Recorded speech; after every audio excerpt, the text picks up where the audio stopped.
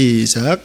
서로 친절하게 하며 불쌍히 여기며 서로 용서하기를 하나님이 그리스도 안에서 너희를 용서하심과 같이 하라. 아멘. 제가 부러워하는 부류의 사람이 있습니다. 그것은 건강한 사람인데요. 몸이 건강한 사람보다 제가 부러워하는 사람이 마음이 건강한 사람이 저는 참 부럽더라고요. 왜냐하면 저는 상대적으로 마음이 그렇게 건강한 편은 아니라고 생각하기 때문에 그렇습니다. 전에 제가 알고 있는 이제 두 분이 어떠한 일을 통해서 좀 심하게 다투는 상황이 벌어졌습니다. 그런데 이제 한 분이 좀 일방적으로 막 화를 내셨어요. 막 버럭버럭 화를 내시면서 막 이렇게 쓴소리를 하시고, 그리고 나가시면서 다시는 이제 아는 척하지 마라, 나 찾지도 마라 하고 사무실로 문을 쾅 닫고 이제 들어가셨습니다. 뭐 보통 그런 상황이면 누가 잘못했던지 간에 일단 이렇게 화를 내는 것을 당하면 기분 나쁘지요. 그리고 같이 이제 화가 나고 또 마음도 상하고 자존심도 상하잖아요. 보통 그렇게 한번 부딪히면 뭐 서로 이제 얼굴 보기 어색하고 힘든 그런 관계로 이렇게 오래 가는 게 보통입니다. 그런데 이분이 그거를 당하고 난 다음에 아주 잠깐 10분도 안 지난 것 같아요. 이렇게 앉아 있다가 내가 가서 먼저 사과를 해야 되겠다. 그러더니 함께 저랑 같이 그 사무실에 들어가더니 하시는 말씀이 내가 잘못했습니다. 용서해 주세요. 마음을 푸세요라고 진심으로 그렇게 이야기를 하는 거예요.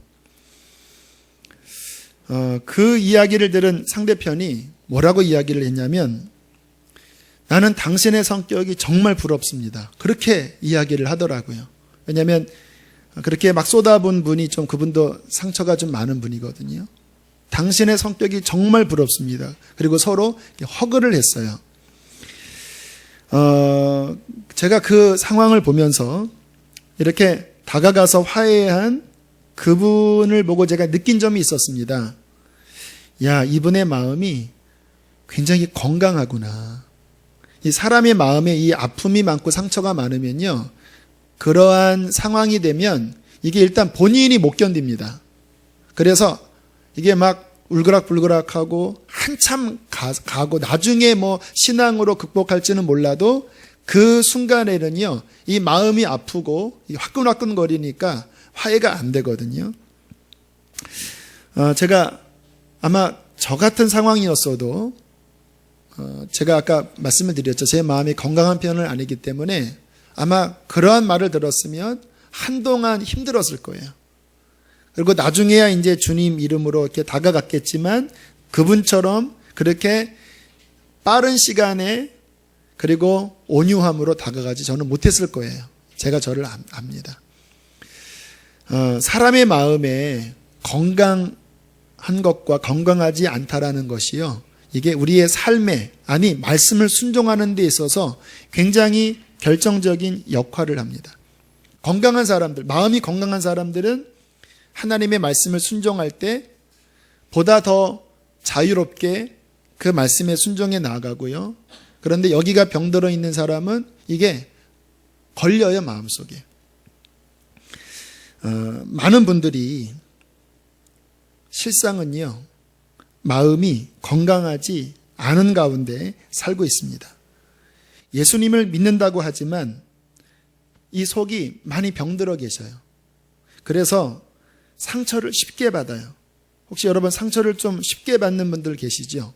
누가 조금만 좀 이상한 소리에도 자존심 상해하고, 뭐 어떤 목사님은 이렇게 교인 끝나고 이렇게 악수 인사를 하는데 누군가 옆에서 정중하게 인사를 하신 거를 못 본 거예요.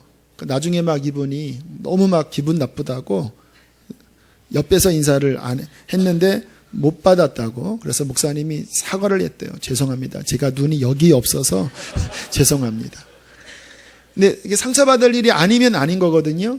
그런데 마음의 어떤 부분이 상해 있는 사람은 별것 아닌 말, 별것 아닌 행동으로 오해하고 또 이렇게 구부르게 생각하고 그리고 쉽게 분을 내고요.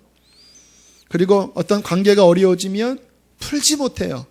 한편으로는 풀려고 해도 이 마음속에 병든 것이 나를 꽉 잡고 있어서 풀지 못하는 이 어려움 가운데 괴로워해요.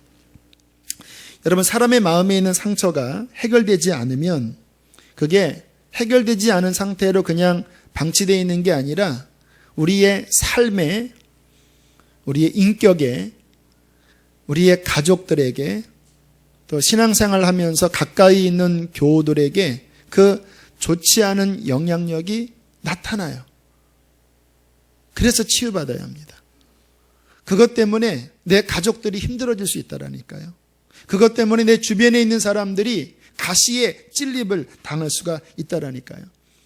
제가 알고 있는 어떤 형님은요, 어릴 때 이제 어머니가 집을 나가시면서 이렇게 좀 어렵게 크신 형님이 계십니다. 그런데 이 형님이 그 당시에 20대, 30대가 되도록 술만 먹으면 엄마한테 찾아와서 왜 나를 버렸냐고 막 하소연을 한다라는 거예요. 벌써 몇십 년 지났는데. 그리고는 지금까지 제대로 가정생활 꾸리지 못하고 전전긍긍하면서 그렇게 참 어렵게 사세요. 근데 이 뿌리가 뭐냐면 그렇게 어머니에 대한 원망, 분노, 풀지 못하는 이 마음의 상처가 그 인생을 송두리째 참 수렁에 거하게 하는 그러한 상황들이 얼마나 많은지 몰라요. 제가 몇 번 이분 이야기를 드렸지만 다시 한번 말씀을 드리기를 원하는데요. 어떤 한 자매가 있는데 엄마와 사이가 너무 좋지 않은 거예요. 엄마를 보면 원인 모를 분노가 속에서 막 올라오는 겁니다. 그래서 일부러 집에를 늦게 들어간대요. 엄마 힘들라고. 엄마가 너 어디냐? 그러면 여기 술집이야. 친구 집에 있는데도 술집이라고 그러고 일부러 밤늦게 안 들어가서 새벽에 막 들어가면서 엄마 속을 막 긁어놓는 거예요. 그러다가 엄마랑 한번 싸우기 시작하면 막 눈이 뒤집혀갖고 막 할 말 못할 만 하면서 거의 실성한 사람처럼 그렇게 행동하는 자신을 바라보면서 본인도 이해가 안 되는 거예요. 하지만 엄마만 보면 견딜 수 없어요. 교회를 다녔지만 기도를 해봤지만 하나님의 사랑도 느껴지지 않고 해결이 안 됐대요. 그러던 어느 날 기도하는데 성령님께서 아주 그 인생 깊은 한 비밀스러운 장면을 보여주실 때에 비로소 이 자매가 원인을 알게 됐다고 하더라고요. 이 자매는 어릴 때부터 늘 좀 잘 보채고 좀 많이 우는 그런 아이였는데 3살 때의 일이라고 합니다. 그러니까 거의 이거는 기억하기 힘든 일인데 하나님께서 기억나게 하시는 거예요. 그날 아버지가 어떤 재판 때문에 집안 분위기가 뒤숭숭한 분위기였대요. 비도 막 오는 날. 그런데 이 아이가 그날따라 더 보채고 우는 거예요. 그러니까 친할머니가 그 아이를 보면서 이 애물댄지야, 네가 문제다 하면서 걔를 들고 비가 오는 바깥에 문을 열고 확 집어던지면서 들어가 버리신 거예요. 그 장면이 이제 떠올랐다고 합니다. 그러니까 막 자지러지게 막 우는데 이제 문제가 뭐냐면 그 다음 장면이었는데 엄마가 나와서 보시더니 그냥 문을 닫고 들어가시더래요. 그때 본인 안에 생각했던 그 3살짜리 아이의 마음이 뭐였냐면 할머니는 나를 집어던질 수 있어도 엄마는 나를 보호해 줬어야지요. 엄마마저 나를 외면하고 들어가면 안 되는 거잖아요. 막 그 마음이 막 올라오면서 그게 뿌리였다라는 거예요. 그래서 막 그 장면을 보면서 막 이렇게 울고 있는데 주님께서 그 마음속에 이러한 음성을 들려주셨다고 합니다. 엄마를 용서해라. 딱 그 장면에 들어가서 그 3살 때가 되어서 엄마를 용서해라. 그러니까 하나님 앞에 엄마를 용서하겠습니다. 도와주세요. 막 기도하는 순간 신기하게 가슴에 통증이 사라지더래요. 그동안 내내 가슴이 아프고 심지어는 마음 이 왼편에 늘 울고 있는 한 아이가 있었는데 그래서 귀신 들린 줄 알았대요. 미친 줄 알았대요. 그런데 그 울고 있는 아이의 울음소리가 그때 비로소 사라지게 되었고 생전 처음으로 하나님이 나를 사랑하신다라는 것이 그때 마음에 느껴졌대요. 교회를 그렇게 다니면서도 하나님 사랑이 느껴지지 않았는데 그때 엄마를 용서하고 울고 있는 그 아이가 치유되었을 때 하나님의 사랑이 비로소 느껴졌다고 합니다. 이처럼 많은 사람들이 마음에 해결되지 않은 여러 아픔들을 가지고 살아가고 있습니다.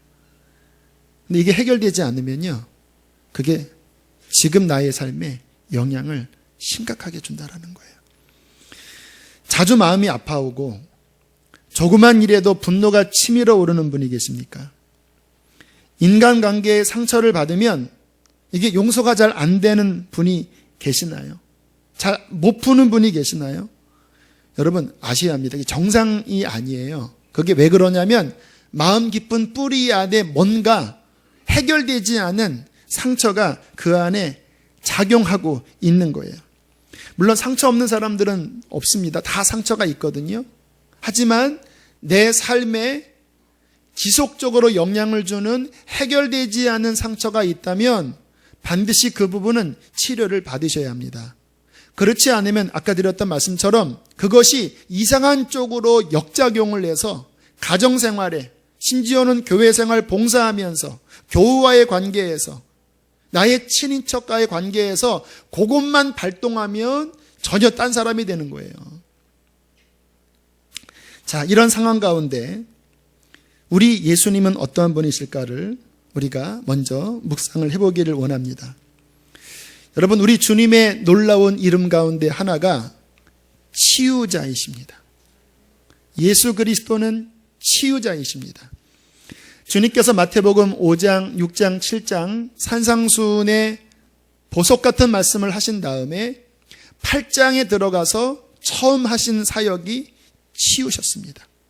문둥병을 고치시고 귀신을 쫓아내시고, 그리고 성경에는 뭐라고 나와 있습니까?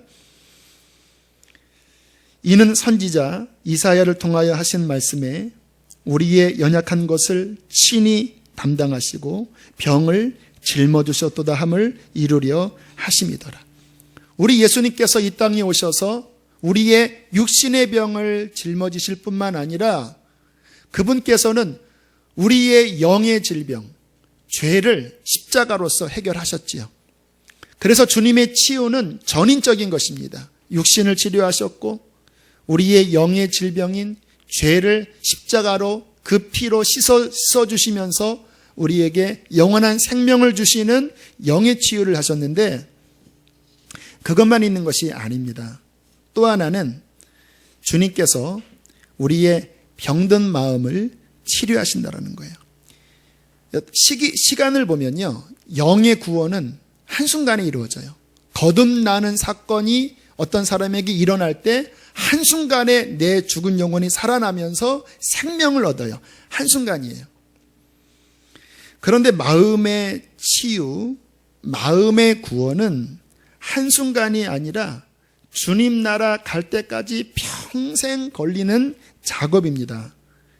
이 마음이 구원받는, 마음이 치유되는 이 은혜를 누리지 못하면요, 내 영은 하나님의 은혜를 받았을지 몰라도 그 마음에 삐뚤어진 상처로 인하여 우리 신앙생활, 우리의 삶이 계속적으로 어려워질 수 있다는 거예요.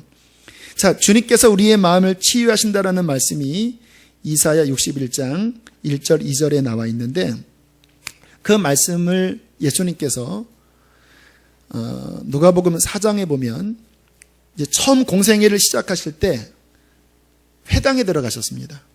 그리고 성경을 좀 가져오라고 말씀하셨습니다. 그랬더니 이사야서 두루마리를 이렇게 가져왔거든요.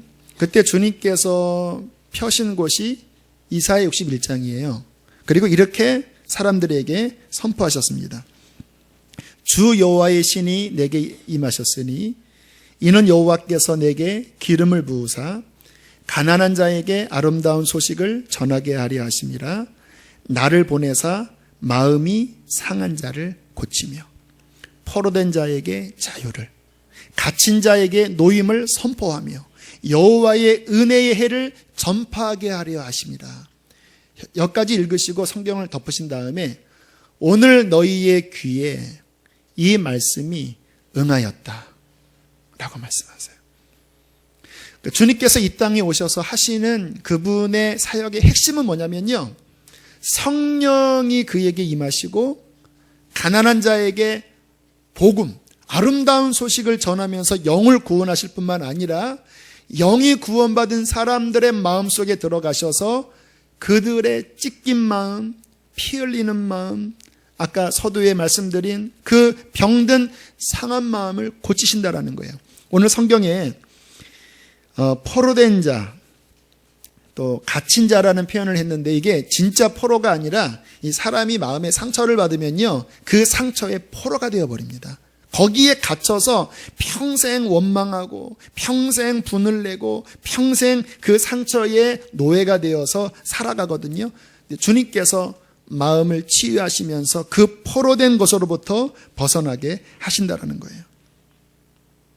이것을 신학적인 용어로 성화라고 말씀을 하시는데, 성경에 보면 하나님께서 이 땅에 다시 예수 그리스도 재림하실 때 너희의 몸과 그리고 혼과 영이 점과 흠도 없이 온전히 거룩하게 되길 원한다라고 말씀을 하세요. 우리 주님의 이 눈길 아래서 우리의 이 전 존재가 다 이게 투영되거든요. 근데 주님께서 원하시는 것은 뭐냐면 우리의 영, 십자가의 보혈로 구원받은 영뿐만 아니라 혼, 우리의 이 마음이 거리낌이 없이 점이나 흠이 없이, 점과 흠이 뭡니까? 상처예요. 그런 것들이 하나하나 치료되어져서 예수 그리스도의 온전한 인격을 닮은 성숙한 자로 주 앞에 서게 하기를 원하신다라는 거예요. 이게 전인적인 구원입니다. 여러분, 우리의 신앙생활에 이 마음이 변화되어서 예수 그리스도의 온전한 형상을 담는 것은요, 주님 다시 오시는 그날 너무너무 중요한 거예요. 내 마음은 병들어 있고 내 마음은 미움을 풀지 못하는 가운데 그냥 내 영만 구원받았다고 하는 것은 불완전한 거예요. 그런데 놀라운 것은 우리 주 예수 그리스도는 치유자이신데 우리의 육신뿐만 아니라 우리의 영, 그리고 우리의 전인적인 우리의 혼까지 그분께서는 계속해서 치유하시면서 점을 제거하시고 흠을 제거하시고 주님을 닮도록 이끌어 주신다라는 거예요. 저의 지난 신앙의 여정들, 제 삶의 그 어릴 때부터를 한번 어저께 말씀을 정리하면서 쭉 한번 돌아보았습니다. 정말 그동안 저의 삶이 주님이 저를 치유하시는 전체 과정이시더라고요. 물론 아직 불완전합니다. 아직 공사 중이에요. 아마 주님 나라 가기까지 이 공사는 계속 이루어질 거예요. 저의 어릴 때 유년 시절, 초등학교 들어가기 전, 초등학교, 그리고 중학교 1, 2학년 생각하면요, 제 머릿속의 이미지는요, 우중충한 가을 하늘이, 우중충한 잿빛 비 오는 분위기입니다. 그래서 이렇게 우울해요. 행복한 기억이 없습니다. 그냥 이별하는 모습, 울고 있는 모습, 혼자 외로이 이렇게 앉아있는 모습, 그런 것이 제 어릴 때의 이런 기억들이거든요. 아마 제 그 유년 시절을 이렇게 이 치유적인 관점에서 이렇게 생각을 해보면요, 저는 부모에게 학대를 받지는 않았어요. 부모님이 그러한 분들은 아니셨거든요. 근데 저에게 있는 문제는 결핍이었습니다. 그러니까 마땅히 그 아이가 태어나면서 이렇게 커올 때 이 사랑이라는 것, 보호해주고 그리고 정서적으로 품어주는 이것이 보이지 않지만 한 인간이 인격적으로 온전히 자라는 데 있어서 굉장히 중요한 거예요. 그래서 지난번에 우리 크리스티김 그 강의 김아시아 때 그때 영상으로 봤을 때 그 쌍둥이 중에 한 아이가 점점 죽어가는데 불쌍히 여긴 간호사가 다른 그 쌍둥이였지만 인큐베이터에서 떨어져 있었는데 그 아이를 불법이었지만 그 안으로 이렇게 넣어줬을 때 옆에 있는 아이가 죽어가는 아이를 이렇게 팔로 이렇게 안더라고요. 그림 보니까. 근데 팔로 앉자마자 점점 죽어가던 아이가 갑자기 심장이 제대로 뛰면서 살아났다라는 거예요. 너무 신기하죠. 사람 안에 그러한 애정과 돌봄, 그 나이대별로 그렇게 채워지는 것이 너무나 중요한데, 저는 그게 상당수 결핍되어 있습니다. 어릴 때 혼자 많이 있었고 떨어져 있었고 남의 집도 살아봤고 그랬는데 중학교 2학년 때 주님께서 제 인생에 들어오셨습니다. 그분은 빛이시잖아요. 그래서 제 그 추억의 앨범을 이렇게 머릿속에서 넘겨보면 중학교 2학년 때부터는 밝아요. 주님이 제 인생에 찾아오셔서 너 목사 되라 그러시면서 오셨거든요. 그리고 난 다음에 제 기억들은 행복한 기억들이 많아요. 가정에서 주어지진 않았지만 이 교회 다니면서 하나님 만나면서 은혜 받고 하는 그 비포와 애프터가 주님 오시면서부터 확 달라졌어요. 그러다가 저를 주님께서 본격적으로 치료하신 게 이제 20살 때부터였는데 아까 제가 결핍 이야기 했잖아요. 어머님이 저를 사랑하십니다. 지금도 저를 가장 끔찍히 위하세요. 하지만 어쩔 수 없이 제가 어릴 때 클 때 돌봄을 잘 받지 못했습니다. 제 정서의 영역 안에는 그러한 그 애정에 대한 결핍이 있거든요. 잘 몰랐습니다. 근데 지금 생각해 보니까 있어요. 그런데 제가 20살 때부터 교회 사역을 하는데 이상하게 여성들로부터 사랑을 그렇게 받는 거예요. 지금은 별로 안 그래요. 제가 담임 목사니까 아마 부담스러워진 것 같은데 제가 20대 때는요. 우리 그 집사님들, 우리 권사님들, 그 할머니들이 저를 그렇게 사랑해 주셨어요. 좀 기이할 정도로 저를 그렇게 막 전도사님 막 기도가 나옵니다 하면서 막 그렇게 막 애정을 계속 주시고 제가 군대 갈 때는요 어떤 할머니는 막 쌈짓돈처럼 이렇게 꺼내서 회수권을 하나 주시면서 군대 가서 회수권 필요 없는데 너무 감사한 사랑으로만 받으면서 20대에 그 사랑을 그렇게 듬뿍 받았는데 그때 제가 느꼈습니다. 하나님이 제 인격 안에 있는 그 부족한 사랑을 채우시는구나. 정말 엄마처럼 사랑해 주셨거든요. 그리고 또 하나는 제가 이제 아버지에 대한 저는 부재입니다. 아마 여기도 대부분이 아버지가 계시지만 아버지가 부재할 거예요. 우리나라 그 가부장적인 이 전통 아래에서 아버지 영역이 굉장히 결핍되어 있습니다. 그게 사회 문제의 중요한 뿌리라고들 또 이야기를 하더라고요. 저는 더 그랬죠. 어릴 때 아버지 생각하면 한 6살, 5살 때는 술 드시고 이렇게 들어오시는 모습, 또 엄마 아빠랑 싸우시는 장면, 그리고 7살 이후에는 그 다음은 이제 아버지에 대한 그 기억이 저한테는 없으니까. 물론 지금도 살아 계십니다. 그런데 제가 이렇게 하나님을 만나면서 하나님에게 다양한 성품들이 있으시잖아요.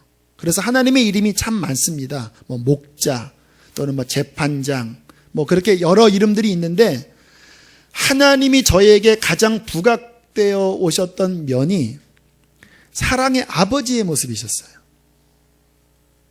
그래서 제가 이렇게 주님 생각하면 저는 어떤 느낌이냐면 마치 우리 꼬맹이들이 아빠 하고 달려와서 저한테 이렇게 자주 안기거든요. 근데 저한테 하나님은 그런 분이세요. 그냥 제가 힘들 때, 울고 싶을 때 하나님한테 아빠하고 달려가서 끌어안고 그냥 저의 서글픈 마음들, 또 제가 도움을 받을 수 없어서 그런 괴로운 마음들을 이렇게 막 아뢰일 수 있는 그런 이미지의 하나님이세요. 하나님이 저에게 특별히 사랑으로서 많이 보여주셨습니다. 지하철에서 성경을 읽는데 시편 139편 주께서 내 모태에서 내 장부와 내 조직을 지으셨나 그 말씀은 있는데요. 환상 같게 보이는데 저희 어머니 뱃속에서 제가 막 이렇게 뱃속에서 있는데 그런데 예수님께서 저를 막 보시면서 막 웃고 계신 그런 환상 같게 보이는 거예요. 지하철에서. 그래서 지하철에서 눈물 흘리고요. 창피해서 닦으면서 어느 날은 성경을 읽는데 그 출애굽기에 보면 하나님께서 시내산에 강림하시고 내게 가까이 오면 죽는다 하면서 그렇게 엄포하시잖아요.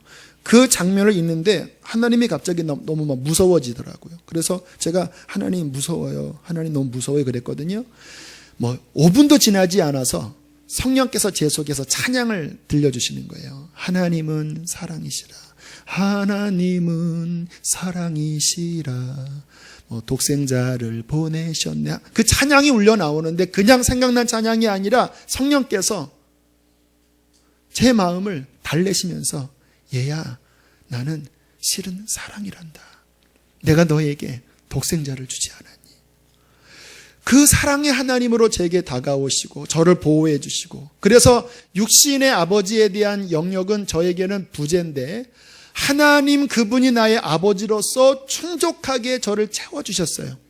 몇 년 전에 어떠한 집회에 참여했는데 주님께서 말씀하시더라고요. 나는 너에게 아버지로서 다가갔다. 그러면서 제 어릴 때부터 그 모든 저희의 아픔들, 또 그동안 하나님 만났던 모든 그 마음들이 총체적으로 보여지는데 막 울었습니다. 그리고 제가 하나님 앞에 목 놓아 고백했습니다. 맞습니다. 하나님은 내게 아버지로 오셨습니다. 하나님, 아버지, 하나님은 내게 아버지가 되어주셨습니다 하면서 하나님 앞에 감사의 눈물을 흘렸던 적이 있습니다. 여러분, 주님께서는 우리를 사랑하십니다. 그래서 우리를 치료하기를 원하시는 거예요. 여러분, 자녀가 여기에 지금 가시에 박혀서 하고 있는데 부모가, 그게 안 걸릴 부모가 어디 있어요? 하나님의 사랑하는 자녀가 그 영을 죄에서 구원하실 뿐만 아니라 그 마음에 이 상처 많은 세상에서 부모에게 찔리고 사람들에게 이렇게 아파하는 그 모습을 바라보면서 그래도 참아야 돼, 이렇게 하시지 않는다라는 거예요. 그분은 사랑으로 다가오셔서 그분의 절차에 따라 우리 안에 그 아픔들을 뽑으시는 예수님은 치유자이십니다. 주님께서 지난 몇 주 동안 계속해서 치유에 관한 말씀으로 인도하고 계시는데, 아마 주님이 지금 이 몇 주간의 이 기간이 우리 교우 가운데 많은 분들을 좀 깊이 치료하기를 더욱 원하신다라는 생각이 들어요. 2012년도에 다 지나가기 전에 하나님께서 다루실 그런 부분들을 꼭 다룸받고 평강 중에 새해를 맞이하게 되기를 축복합니다. 이게 드러나는 게 중요합니다. 아까 처음 드린 그 자매가 3살 때가 드러났다고 그랬잖아요. 이게 드러나야 돼요. 아마 지금도 몇 주 동안 말씀을 들으면서 이게 뭔가 기억난 분들이 많이 계십니다. 저한테 카톡으로도 알려주시고, 또 헌금 봉투 보니까 그 쓴뿌리를 알게 하시니 감사합니다. 그런 봉투들이 있는 것을 보면 그게 하나님의 치유 작업이세요. 말씀을 들으면서 뭔가 아파오는 어떠한 어렴풋한 기억이 오면요, 그거를 적극적으로 주님 앞에 이렇게 떠올리면서 예수님과 이렇게 만나게 해보시면 우리 사랑의 주님께서 그 기억의 현장 속에 들어가셔서 그 아픔을 치료하신다라는 거예요. 자, 오늘은 그러면 어떠한 부분이 주님께서 주시는 말씀이냐면 특별히 용서에 관한 부분이에요. 여러분, 진정한 치유는요, 진정으로 용서할 때 치유가 일어나게 됩니다. 우리가 이 세상을 살면 아무튼 관계 맺잖아요. 그런데 세상의 모든 사람들은 100% 다 상한 사람들입니다. 다 가시가 있어요. 어떤 사람은 좀 강한 가시가 있고 덜 있다 보니 다 가시가 있는데, 그 만남 속에 우리는 이 관계 속에서 상처를 받아요. 심지어는요, 뱃속에 태아도 상처받는 거 아세요? 그 뱃속에 아이가 임신했는데 얘를 왜 임신했어? 얘 떼버려. 이러한 말들이요, 아이가 어느 정도 기간이 지나면 이 청각이 열리면서 그 부모의 하는 그 대화의 느낌들을 다 듣는데요. 그래서 어떤 경우는 막 아버지가 막 그 엄마 배를 치니까 아이가 똘똘 뭉치면서 돌처럼 딱딱하게 굳어가더래요. 그렇게 태어난 아이들이요, 나중에 정서적으로 얼마나 문제가 일어나는지 아세요? 지금 강력범을 저지른 사람들을 어떠한 검사가 대화를 나눠보니까 90% 가까이가 그러한 어려운 거절감 속에서 학대받은 그 아버지 밑에서 그렇게 다 자라났다고 하더라고요. 죄로 인해 어우러진 세상 속에서 우리들이 관계 속에서 상처를 받아요. 특히 가장 가까이 있는 사람. 김일성이 우리의 원수가 잘 안 돼요. 원수는 여러분 집안에 있습니다. 왼수 아시죠? 평생 왼수 아시죠? 가족 오락관 평생 왼수. 여러분의 남편, 심지어는 가장 큰 대상이 실은 대부분 부모입니다. 그리고 정말 믿었던 사람들, 그 속에서 우리가 많은 아픔을 겪고 있는데, 그런데 그 상황 가운데 우리 안에 미움이 생기고 분노가 생기거든요. 왜? 상처를 받으면 이 반응이 미움과 분노예요. 그게 한이 돼요. 그런데 예수님께서 이 용서가 얼마나 중요하셨는지 주님이 말씀하신 교훈 가운데 용서에 관한 말씀들이 굉장히 많으세요. 주의 가르친 기도 쭉 말씀하실 때도 그 짧은 절 안에 용서를 포함시키셨습니다. 하나님, 우리가 우리에게 죄 지은 자를 용서한 것처럼 우리의 죄를 용서해 주십시오. 무슨 의미입니까? 그만큼 우리의 삶에 용서해야 될 상황이 많다라는 거예요. 그만큼 우리의 삶에 상처받는 일이 많고 또 우리의 힘으로 용서하기가 어려우니까 주님이 그 기도를 넣으신 거거든요. 주기도문 이제 대개 나라와 건세 영광이 아버지께 영원히 있사옵나이다. 그 마무리를 짓고요. 마치 후렴구처럼 한 번 더 반복하신 것이 다른 부분이 아니라 용서였어요. 마태복음 6장 14절 15절에 보면 너희가 사람의 잘못을 용서하면, 이게 주기도문 다음에 나오는 말씀이에요. 용서하면 너희 하늘 아버지께서도 너희 잘못을 용서하시려니와 너희가 사람의 잘못을 용서하지 아니하면 너희 천부께서도 너희 잘못을 용서하지 아니하시리라. 이게 단순한 마음의 상처의 문제로 끝나지 않고 용서는요, 하나님과 나 사이의 관계를 막는, 여러분, 하나님이 우리 용서하지 못하면 우리는 못 사는 거잖아요. 천국 못 가는 거예요. 주님이 나를 용서하실 때 내가 주 앞에 서는 거지 의인이 없잖아요. 그런데 주님께서 말씀하시기를 주님이 너를 용서하시는 조건이 하나 있다. 너에게 아픔을 준 그를 네가 용서한 것처럼 너희의 더 큰 죄를 하나님이 용서하겠다. 그러니까 하나님의 용서를 내가 나에게 상처 입은 사람을 대한 용서의 이 역학관계 속에 두신 거예요. 그러니까 이 용서에 대한 부분은요, 쉽게 넘어갈 부분이 아닙니다. 용서 안 되면요, 밤새야 합니다. 이거는 철야하고 금식해야 돼요. 그래서 역사적으로 훌륭한 신앙인들이 이 용서를 굉장히 즉각적으로 했던 분들이 많이 있어요. 뭐 예수님도 십자가에서 곧장 용서하시고 스데반도 돌 맞아 죽으면서 저들을 용서해달라고 했고요. 우리 손영한 목사님 두 아들을 죽인 그 범인이 잡혔을 때 급히 딸을 보내면서 내가 용서한다고 해라. 그리고 양자로 삼았고요. 몇 년 전에는 터키에서 선교사님과 터키 현지 목사님이 이슬람 극렬주의자한테 아주 온몸이 난도질해서 죽었을 때 곧장 그 가족들이 기자회견할 때 우리는 그들을 용서합니다라고 선포했습니다. 왜 그런지 아세요? 이게 감정적으로 용서 안 돼요. 그 상황에 두 아들을 죽이고 자기 남편을 죽인 그 사람들을 어떻게 용서합니까? 악인들인데. 하지만 하나님과 나 사이에 이 관계가 너무 중요한데 미움으로 닫아버리면 하나님과 막히니까 많은 신앙의 위인들이 아주 생명을 다해서 용서를 싸워 나갔다라는 거예요. 특별히 오늘 본문에 보면 성경을 다시 한번 보시길 바랍니다. 에베소서 4장, 오늘 읽지는 않았지만 26절, 27절을 한번 읽어보시겠습니다. 함께 읽겠습니다. 시작. 분을 내어도 죄를 짓지 말며 해가 지도록 분을 품지 말고 마귀에게 틈을 주지 말라. 상처받으면 화나지요. 분이 나지요. 근데 이것을 풀지 않으면, 해가 지기까지 풀지 않으면 27절에 말씀하기를 마귀가 들어오는 틈이 된다라고 말씀하세요. 이 틈이라는 말이 뭐냐면요, 합법적으로 자리를 차지하고 들어오는 거예요. 마치 영화관 갈 때 티켓 끊고 내 C열에 25번 티켓 끊고 들어온 거잖아요. 다른 사람 못 앉잖아요. 내가 분을 품을 때, 용서하지 못할 때 사탄이 합법적인 틈을, 자리를 잡고 그 안에 들어온다라는 거예요. 마귀는요, 분노하는 자를 좋아합니다. 가인이 분노했을 때 악한 자에게 사로잡혀 동생 죽였어요. 어떤 분은 그러더라고요. 이 무당 중에서 애기신, 동자신 많이 이렇게 하는데 그 중에서 많이 모시는 귀신 가운데 하나가 최영 장군 귀신이래요.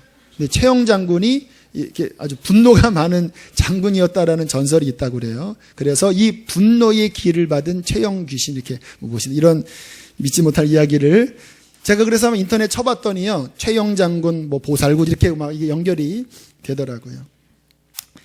분노가 풀지 못하는 마음이 사탄의 틈을 주고 하나님과 나 사이에 막히게 한다라는 말씀입니다. 이것을 어떻게 풀까요? 용서하셔야 합니다. 용서로서 하나님과 맡기지 않게 해야 돼요. 몇 년 전에 박보현 목사님과 이렇게 대화하는데 그런 이야기를 하시더라고요. 어떤 집사님 가정에 신방을 했는데 주님께서 용서하라라는 말씀을 자꾸 주시고 다른 말씀은 안 주시고 용서하라. 그래서 그 말씀을 전했더니 자초지종 이야기를 하시더래요. 부하 직원이 수작을 부려서 자신의 평생을 일군 전 재산을 가로채 간 거예요. 그러니까 마음이 어떻겠습니까? 여러분, 한두 푼이 아니라 평생 일군 재산을 가로채 간 거예요. 그러니까 목사님 용서요? 그냥 칼로 자근자근 찢어 죽이고 싶습니다. 이게 사람의 마음이잖아요. 그래도 다른 말씀을 전할 수가 없더래요. 그래도 하나님이 용서하라고 하십니다. 알아서 하십시오. 그리고 남았는데 얼마 뒤에 그분으로부터 전화가 왔다고 해요. 전화를 받으니까 막 울면서 목사님 제가 순종했습니다. 제가 그분 집 찾아가서 내가 무릎을 꿇고 내가 당신 미워했다. 죽이고 싶도록 미워했다. 나를 용서해달라고 하니까 그분이 꼬꾸라지더래요. 그리고 말씀에 순종하고 돌아오는데 그리고 전화를 하신 것 같아요. 하시는 말씀이 그런데 목사님 제가 살 것 같습니다. 제가 살 것 같습니다.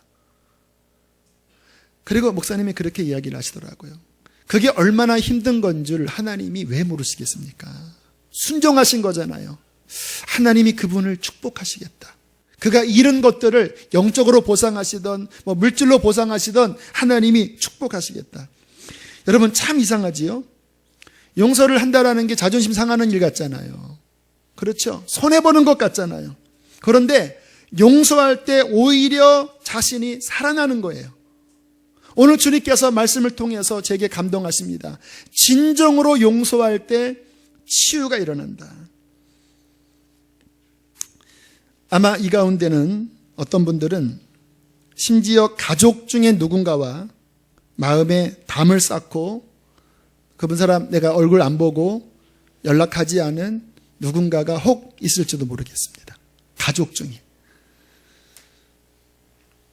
또 내가 아는 어떠한 가까이 있었던 교우 중에 누군가와 얼굴을 마주치지 않으려고 하는 그 마음에 풀지 못하는 한 미움을 갖고 계신 분이 계실지도 모르겠습니다. 사람이 말 때문에도 상처받고요. 요즘은 금전적인 부분 때문에 상처 많이 받아요. 어떻게 네가 나한테 그렇게 손해를 줄 수 있느냐? 내가 꿔서 내가 돈을 준 건데 어떻게 나한테 이럴 수가 있느냐? 유산 분쟁, 이러한 재정적인 거든 관계의 문제든 아무튼 벽을 쌓고 계신 분이 있다면 여러분 올해가 가기 전에 오늘 주의 말씀을 붙잡고 진정한 용서를 이루시게 되기를 축복합니다. 그때 비로소 내가 하나님 앞에서 치유되어지고 마음이 건강해진다라는 거예요.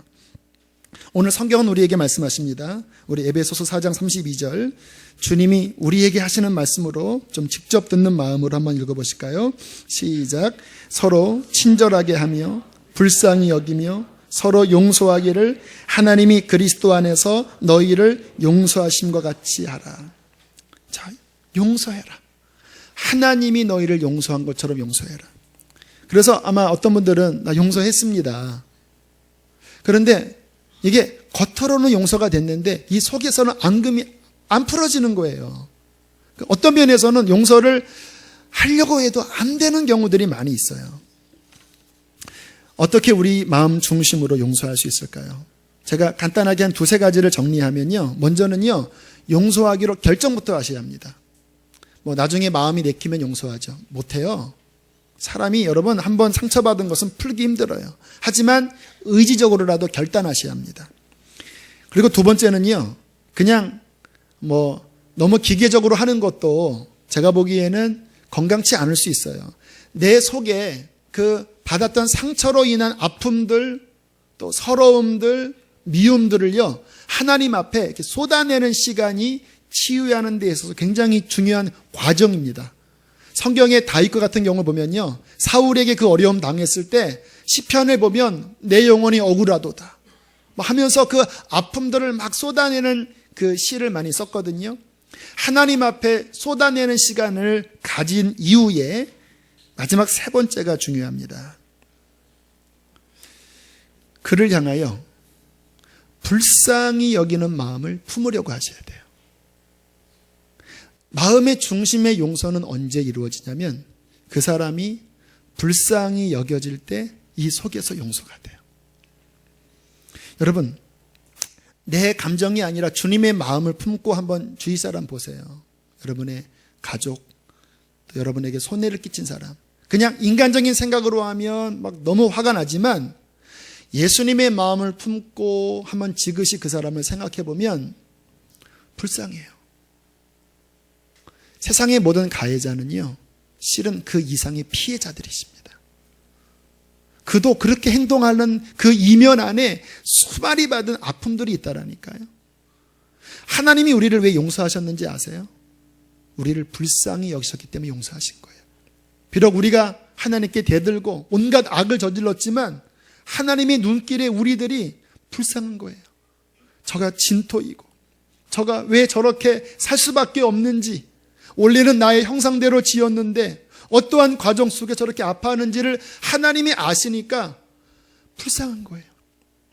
이 불쌍히 여기는 마음이 진정한 용서를 가져오고, 이 불쌍히 여기는 마음을 품을 때에 이게 치유가 일어난다라니까요. 제가 제 이야기를 했듯이 저는 부모님에게 학대를 받은 적은 없습니다. 하지만 제가 살아오면서 그런 생각을 자주 했었어요. 왜 그때 나의 어머니는 왜 그때 그렇게 행동하셨지? 왜 그때 우리 아버지는 왜 그때 왜 그러셨지? 어릴 때는 제가 잘 이해가 안 됐거든요. 근데 제가 이제 나이가, 그 부모님이 그때 나이를 제가 이제 점점 먹어가면서 한번 날짜를 계산해 봤습니다. 내가 초등학교 때, 내가 중학교 때, 그때 우리 어머니가, 아버지가 요 나이인데 제가 딱 그 나이가 돼 보니까 어른이 아니더라고요. 사람이 나이가 숫자만 먹었지 이 마음은요, 이게 똑같이 연약하고 어린아이 같고, 아, 그때 우리 어머니가 외로우셨겠구나, 그때 우리 아버지가 힘드셨겠구나, 이게 마음속에 이해가 되어지니까 불쌍하신 거예요. 참 이분들도 너무나 불쌍하신 분들이구나. 제가 몇 년 전에 우리 아버지에게 복음을 전해서 예수님을 영접시킬 때요, 막 그 불쌍한 마음이 막 치밀어 올라오면서 막 울면서 아버지에게, 아버지 너무 불쌍한데 아버지 천국 가셔야 돼요 하고 막 울었습니다. 너무 불쌍해서. 그랬더니 돌같이 딱딱했던 아버지의 그 마음이 그 자리에서 녹아지시면서 눈에 눈물이 고이시고 예수님을 영접하셨습니다. 긍휼. 하나님께서 우리에게 원하시는 것은 긍휼입니다. 긍휼. 주님이 우리를 긍휼히 여기셨듯이 우리도 우리에게 피해를 준 한 사람 한 사람을 불쌍히 여기고 품어주고 그 사랑으로 대할 때에 하나님의 온전한 치유가 우리의 내면을, 우리의 가정을, 우리의 인생을 온전하게 만들어 주실 것입니다. 사랑하는 교회 여러분, 건강해지십시오. 영과 혼과 몸이 그리스도의 능력으로 건강해지십시오. 하나님이 우리를 사랑하시듯이 사랑하는 사람이 되십시오. 하나님이 우리를 용서하시듯이 용서하는 사람이 되십시오. 만약에 마음에 뭔가 안 풀어지는 것이 있다면 십자가 앞에 나아가서 용서하고 불쌍히 여기는 마음을 품고 참된 하나님의 사랑으로 치유되고 회복되는 2013년이 되시기를, 12년이 되시기를 주의 이름으로 축복합니다. 함께 이 시간 찬양하고 기도하겠습니다.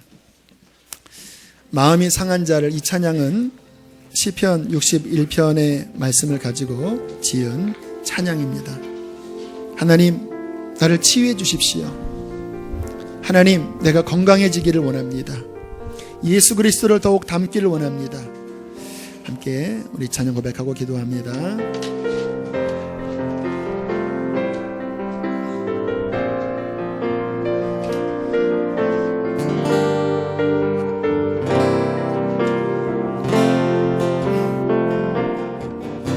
마음이 상한 자를 고치시는 주님, 하늘의 아버지, 날 주관하소서. 주옵소서.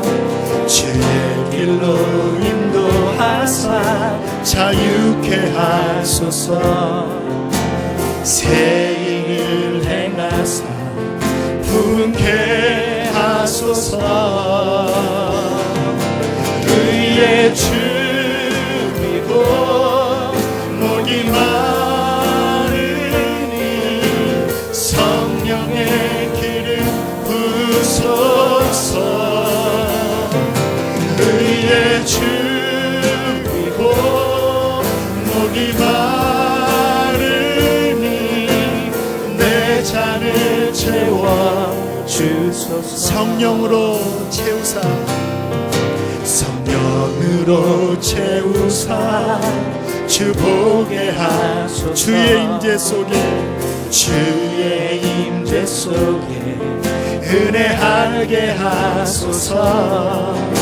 주 뜻대로 살아가리 세상 끝날까지. 나를 잊으시고 새날 열어주소서. 의의 주리고 의의 주리고 목이 마르니 성령의 기름 부소서. 의의 주리고 목이 마르니 내 잔을 채워. 의의 주리고 목이 마르니 의의 주리고 목이 마르니 성령의 기름 부소서.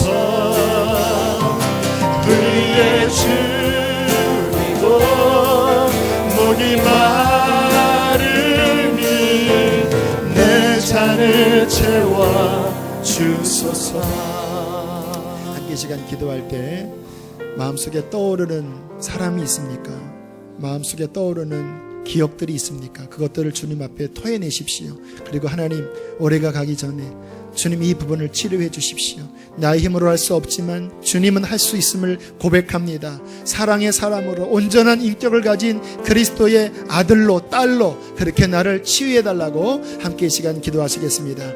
할렐루야. 그렇습니다. 하나님 아버지, 오 하나님, 주 여호와의 영이 내게 임하셨으니 여호와께서 내게 기름을 부으사 나를 보내사 마음이 상한 자를 고치며 버려진 자에게 자유를 갇힌 자에게 노임을 선포하는 여호와의 은혜의 해를 선포하게 하시며 말씀하신 주 하나님, 우리의 병든 마음을 치료해 주십시오.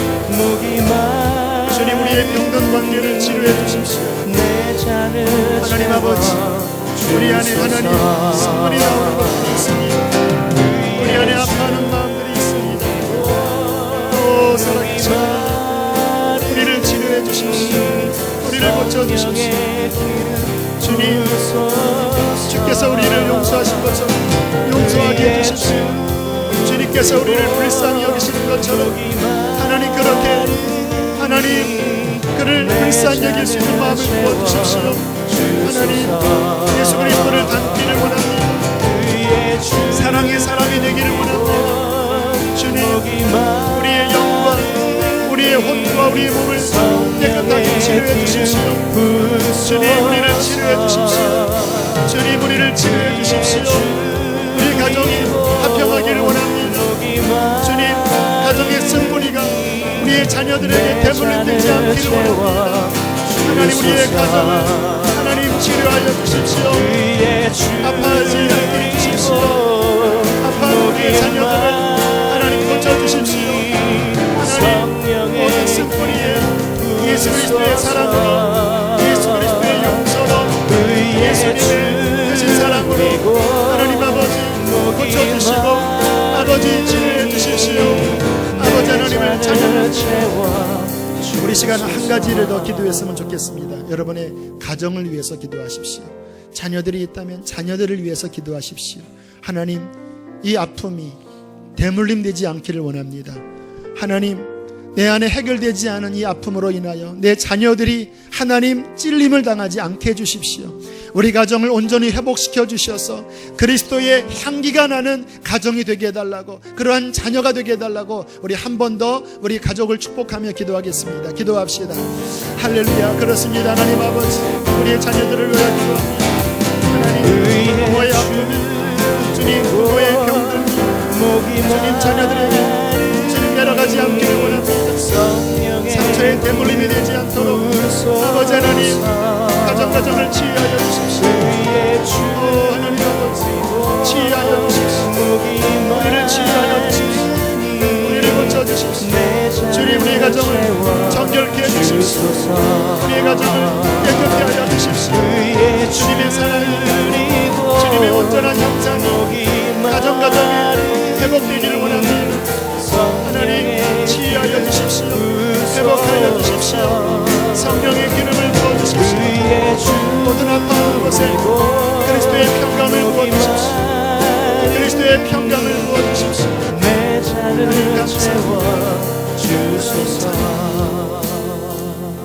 우리를 사랑하시되 죽기까지 사랑하신 하나님, 우리를 너무나 사랑하셔서 우리의 영을 십자가로 구원하셨고, 하나님 우리의 아파하는 모든 것을 주께서 참아 볼 수 없어서 우리에게 기름 부으시고 말씀으로 성령으로 우리의 아픈 하나하나를 우리의 평생의 시간을 통하여 온전하게 치유하시니 감사합니다.